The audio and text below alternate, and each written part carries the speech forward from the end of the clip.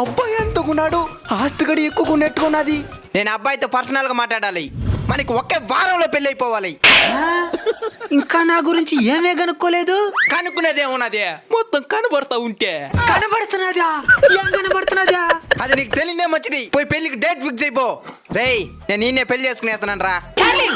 నువ్వు లేకపోతే నేను బతకలేను డార్లింగ్. అయితే సావు.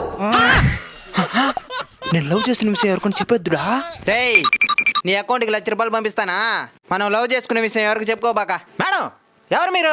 ఫోన్ కట్ చేస్తున్నాను, అకౌంట్లో ₹1,00,000 వేసి. డబ్బుల కోసం ప్రేమించిన అమ్మాయిని వదిలేస్తావా?